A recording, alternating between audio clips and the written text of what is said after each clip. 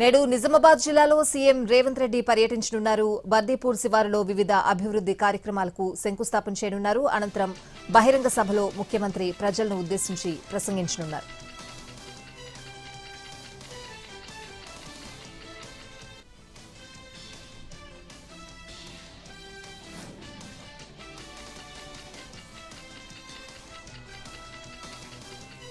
నేడు సుప్రీంకోర్టులో బీఆర్ఎస్ ఎమ్మెల్యేల అనర్హత కేసు విచారణ జరగనుంది. జస్టిస్ సంజయ్ కరోల్, జస్టిస్ అగస్టిన్ జార్జ్ల ధర్మాసనం ఈ కేసు విచారణ చేయనుంది.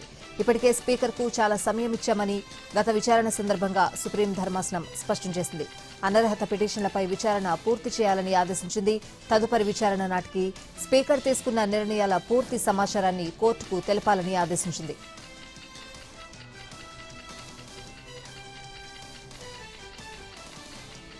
నేడు కర్నూలు జిల్లాలో సీఎం చంద్రబాబు పర్యటించనున్నారు. ఎమ్మిగనూరు మండలం కలుగోట్లలో పంట పొలాల్ని పరిశీలించనున్నారు. అనంతరం గ్రామ సభలో పాల్గొని రైతులకు పట్టాదారు పాస్ పుస్తకాలు పంపిణీ చేస్తారు. సాయంత్రం టీడీపీ శ్రేణుల సమావేశంలో పాల్గొంటారు సీఎం చంద్రబాబు.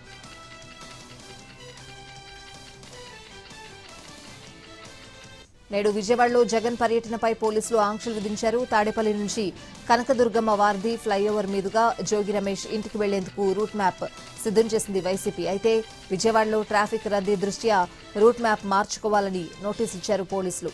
వెస్ట్ బైపాస్ మీదుగా జోగి రమేష్ ఇంటికి వెళ్లాలని అన్నారు. పోలీసుల ఆంక్షల నేపథ్యంలో జగన్ ఏ రూట్లో వెళ్తారనే దానిపై చర్చ జరుగుతోంది. తమిళనాడు రాజధాని చెన్నైలో కాంగ్రెస్ శ్రేణులు నిర్వహించిన ర్యాలీలో తెలంగాణ డిప్యూటీ సీఎం భట్టి విక్రమార్క పాల్గొన్నారు. మహాత్మాగాంధీ జాతీయ గ్రామీణ ఉపాధి హామీ పథకాన్ని రద్దు చేసి ఆ పథకం స్థానంలో కేంద్ర ప్రభుత్వం వీబీజీ రామ్జీ చట్టం చేయడాన్ని నిరసిస్తూ తమిళనాడు ప్రదేశ్ కాంగ్రెస్ ఆధ్వర్యంలో భారీ నిరసన ప్రదర్శన జరిగింది. ఈ నిరసన కార్యక్రమంలో పాల్గొన్న తెలంగాణ డిప్యూటీ సీఎం భట్టి విక్రమార్క కేంద్రం తీరును తప్పుపట్టారు. కూలీల ఉపాధికి రక్షణ లేకుండా పోతోందని ఆరోపించారు. ఉపాధి హామీ పథకంలో గాంధీ పేరును చెరిపేసిన ప్రజల హృదయాల్లో గాంధీకి ఉన్న స్థానం ఎప్పటికీ చెక్కు చెదరదన్నారు భట్టి విక్రమార్క.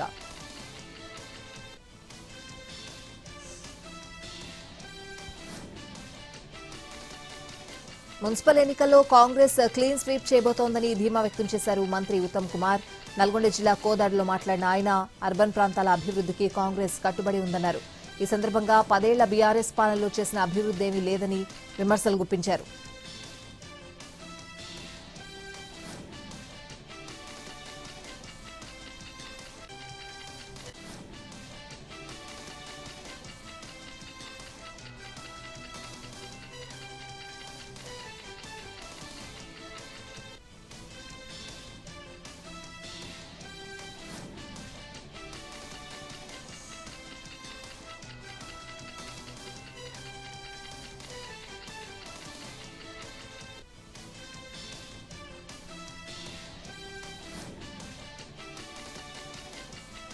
సీఎం రేవంత్ రెడ్డిపై Telangana BJP chief Ramachandra Rao fire అయ్యారు. రేవంత్ రెడ్డి దురంధర్ సినిమాలోని రెహమాన్ డెకాయిట్ అవుతారన్నారు. మీర్ జాఫర్ కూడా అవుతారంటూ ఎద్దేవా చేశారు రామచంద్రరావు.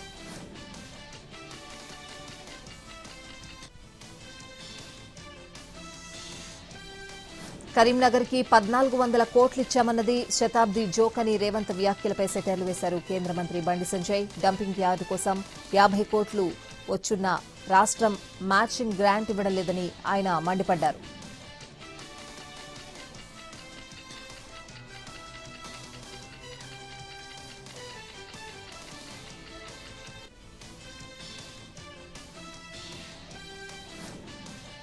సీఎం రేవంత్ రెడ్డి భాషతో తెలంగాణ ప్రజలంతా తలదించుకునే పరిస్థితి వచ్చిందన్నారు హరీష్ రావు.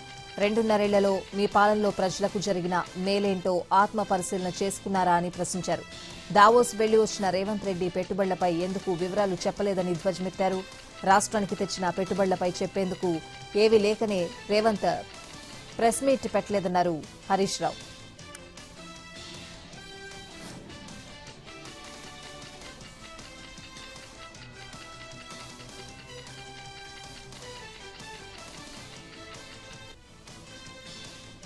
చర్లపల్లిలో సాఫ్ట్వేర్ ఉద్యోగి విజయ కుటుంబం ఆత్మహత్య కేసు విచారణలో కీలక విషయాలు బయటపడుతున్నాయి. కాల్ డేటాతో పాటు వాట్సాప్ డేటాను కూడా పరిశీలించారు పోలీసులు. చనిపోవడానికి 24 గంటల ముందు నుంచి అన్ని వ్యవహారాలను పరిశీలించారు. ఎక్కడా అనుమానాస్పద విషయాలు ఏవీ లేవని చెప్తున్నారు. చనిపోవడానికి ముందు రోజు కూతురు కుమారుణ్ణి హాస్టల్ నుంచి ఇంటికి తీసుకొచ్చింది విజయ. చనిపోవడానికి ముందు ఇంటి నుంచి బయలుదేరే సమయంలో విజయ పూజలు చేసినట్లు చెప్తున్నారు. ఆ తర్వాత కారులో కొడుకు కూతుర్ని చెల్లపల్లి రైల్వే స్టేషన్కి వెళ్లినట్లు గుర్తించారు. చెల్లపల్లి రైల్వే స్టేషన్కు వెళ్లిన తర్వాత తల్లికి ఫోన్ చేసి పిల్లలతో ఫంక్షన్కు వెళ్లినట్లు చెప్పింది. అదే సమయంలో ఆఫీస్కి కూడా వాట్సాప్ మెసేజ్ పెట్టినట్లు పోలీసులు చెప్తున్నారు.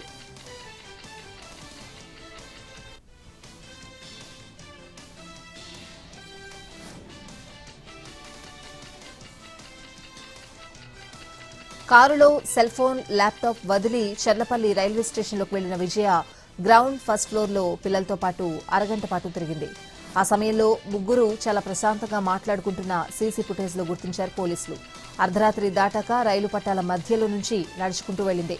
విజయతో పాటు పిల్లలను వెనక నుంచి ట్రైన్ ఢీకొట్టడంతో వారు అక్కడికక్కడే మృతి చెందారు.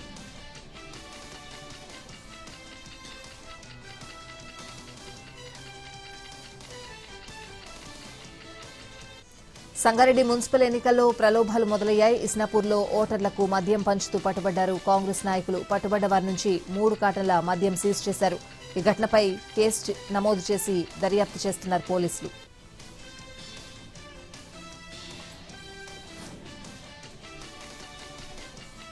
మంచిర్యాల జిల్లా భీమారం మండల కేంద్రంలో గంజాయి రవాణా చేస్తున్న ముగ్గురిని అరెస్ట్ చేశారు పోలీసులు. నిందితుల వద్ద నుండి 105 గ్రాముల గంజాయి, ఒక బైక్, మొబైల్ స్వాధీనం చేసుకున్నారు. ప్రభుత్వ నిషేధిత గంజాయి, మత్తు పదార్థాలు వంటి వాటిని తాగినా రవాణా చేసిన వారిపై కఠిన చర్యలుంటాయని పోలీసులు హెచ్చరించారు.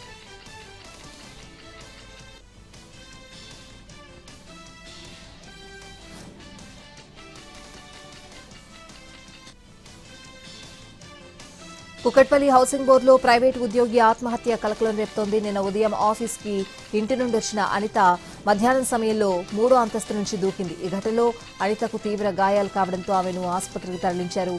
అయితే పరిస్థితి విషమించడంతో చికిత్స పొందుతూ అనిత మృతి చెందింది. ఈ ఘటనపై కేసు నమోదు చేసి దర్యాప్తు చేస్తున్నారు కేపీహెచ్పీ పోలీసులు.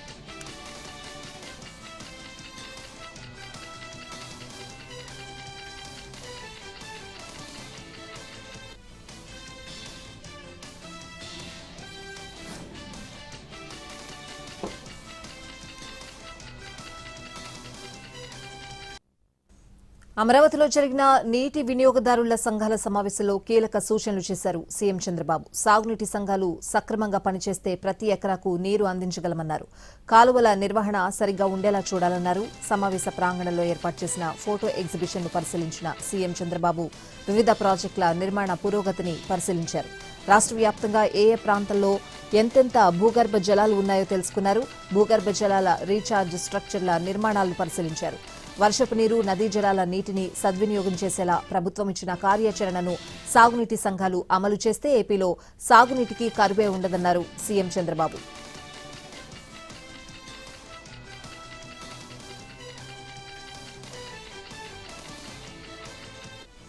సిట్ రిపోర్టులో వైసీపీకి ఎక్కడా క్లీన్ చిట్ ఇవ్వలేదన్నారు deputy CM Pawan Kalyan. NDDB నివేదికలో జంతువుల కొవ్వు కలిసిందని స్పష్టంగా ఉందని చెప్పారు. అయితే కల్తీ నెయ్యి వ్యవహారంలో మతాల ప్రస్తావన లేదన్నారు పవన్.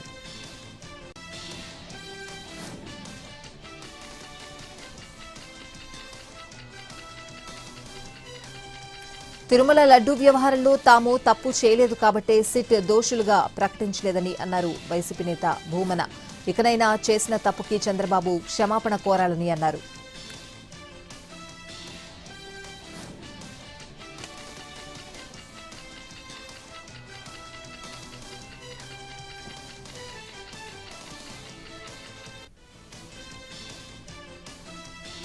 పోతిరెడ్డిపాడు పోరాటాన్ని ప్రజా ఉద్యమంగా మార్చాలని అన్నారు వైసీపీ నేత సజ్జల రామకృష్ణారెడ్డి. ఇందుకోసం రాయలసీమ ప్రాంతంలోని అన్ని పార్టీలు కలుపుకుని పోరాటం చేస్తామన్నారు. చంద్రబాబు ఏనాడు ప్రాజెక్టులను పూర్తి చేయలేదని ఆరోపించారు సజ్జల.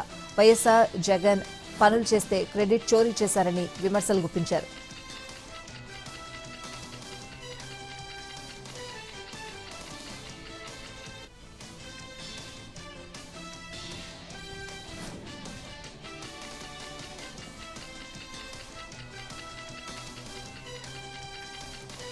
తిరుమల లడ్డూ ప్రసాదంలో జంతు కొవ్వు కలిసిందని చంద్రబాబు ఇప్పుడు చెప్పాలంటూ ఛాలెంజ్ చేశారు పేర్ని నాని. సీబీఐ సిట్ నివేదిక వెలుగు చూశాక కథ అడ్డం తిరిగిందని భావించడంతోనే తదుపరి విచారణకు కమిషన్ వేస్తున్నట్లు చెప్పారని సెటైర్లు వేశారు నాని.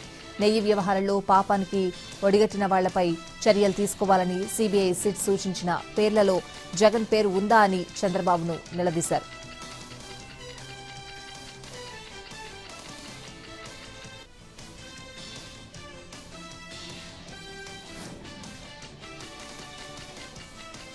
విజయవాడ ఇబ్రహీంపట్నంలో బీసీ ఆత్మగౌరవ సభ జరిగింది. టీడీపీ ఆధ్వర్యంలో జరిగిన ఈ కార్యక్రమానికి ఆర్టీసీ చైర్మన్ మాజీ ఎంపీ కొనకళ్ల నారాయణ సహా పలువురు పాల్గొన్నారు. దాడుల సంస్కృతి తీసుకొచ్చిందే వైసీపీ నేతలని మండిపడ్డారు టీడీపీ నేతలు. వారి అక్రమాల గురించి రాస్తే పుస్తకం అవుతుందంటూ విమర్శలు గుప్పించారు.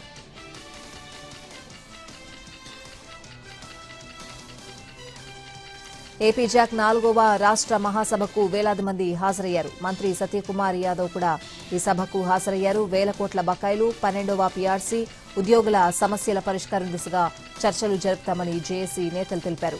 మంత్రులు సత్యకుమార్ పయ్యావుల సమక్షంలో సమస్యలు చర్చిస్తామన్నారు. ఉద్యోగుల సమస్యలు తీర్చడంలో ముందుంటామని చెప్పారు.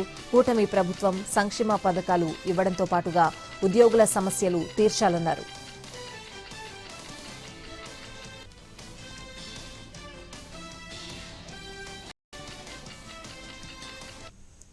మంత్రి కొండపల్లి శ్రీనివాస్ కు ప్రతిష్టాత్మక అంతర్జాతీయ పురస్కారం వరించింది. వాషింగ్టన్ డీసీ కేంద్రంగా పనిచేస్తున్న ప్రముఖ వ్యాపార ప్రతిపాదన సంస్థ యుఎస్ ఇండియా ఎస్ఎంఈ కౌన్సిల్ మంత్రి విశేష సేవలను గుర్తిస్తూ ఈ గౌరవాన్ని ప్రకటించింది.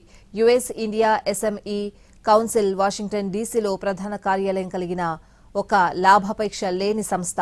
ప్రపంచవ్యాప్తంగా ఉన్న చిన్న మధ్య తరహా పరిశ్రమల అభివృద్ది కోసం ఈ కౌన్సిల్ కృషి చేస్తోంది. US India SME council CEO and president Elisha B Pulavarthi మంత్రి కొండపల్లి శ్రీనివాస్ కు అమెరికా అధ్యక్షుని పేరుతో ఇచ్చే ద ప్రెసిడెంట్స్ వాలంటీర్ సర్వీస్ అవార్డును అందజేశారు.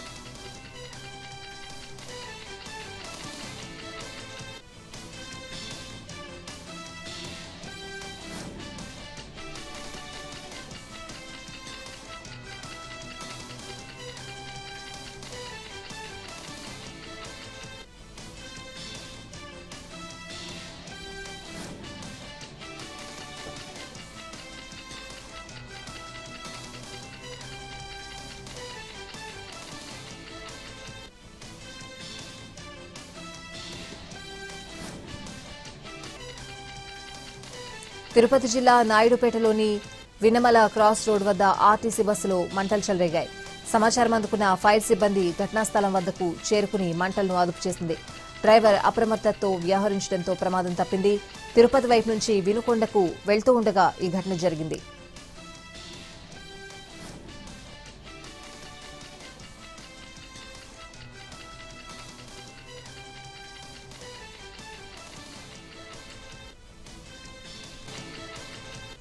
లోక్సభ స్పీకర్ ఓం బిర్లా సంచలన వ్యాఖ్యలు చేశారు. పార్లమెంట్లో ప్రధాని మోడీపై విపక్ష ఎంపీలు దాడికి ప్రయత్నించారని ఆరోపించారు. అందుకే మోడీని స్వయంగా తానే సభలోకి ఇప్పుడే రావద్దని చెప్పారని అన్నారు. పార్లమెంట్ చరిత్రలో ఎన్నడూ ఇలా జరగలేదన్నారు. విపక్ష ఎంపీలు సభా మర్యాదలు ఉల్లంఘించారని స్పీకర్ మండిపడ్డారు. ముఖ్యంగా మహిళా ఎంపీల తీరును తీవ్రంగా ఖండిస్తున్నట్లు పేర్కొన్నారు.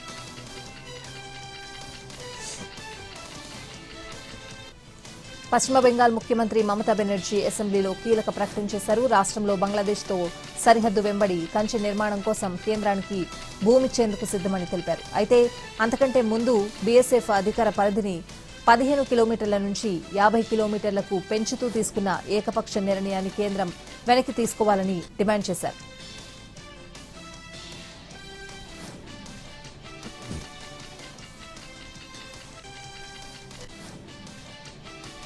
అమెరికన్ మీడియా చరిత్రలో అతిపెద్ద లే ఆఫ్ జరిగింది. ప్రఖ్యాత మీడియా సంస్థ వాషింగ్టన్ పోస్ట్ 300 మందికి పైగా జర్నలిస్టులు, సిబ్బందిని లే ఆఫ్ చేసింది. ఇది పత్రికా ఎడిటోరియల్ వర్క్ ఫోర్స్ లో 3వ వంతు కంటే ఎక్కువ. ఈ తొలగింపులు ప్రధానంగా విదేశీ బ్యూరోలు, local reporting teams, sports desk, business డివిజన్లపై కూడా ప్రభావాన్ని చూపాయి.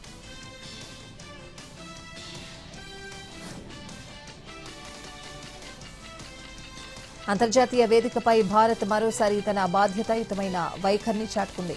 తీవ్ర ఆర్థిక ఇబ్బందుల్లో ఉన్న ఐక్యరాజ్య సమితిని ఆదుకునేందుకు తన 2026 ఏడాది బకాయిలను భారత్ సకాలంలో చెల్లించింది. మొత్తం $35 మిలియన్ భారత కరెన్సీ ప్రకారం 290 కోట్లు జమ చేయడం ద్వారా ఐరాస ప్రకటించే ప్రతిష్టాత్మక ఆనర్ రోల్ జాబితాలో భారత్ చోటు దక్కించుకుంది.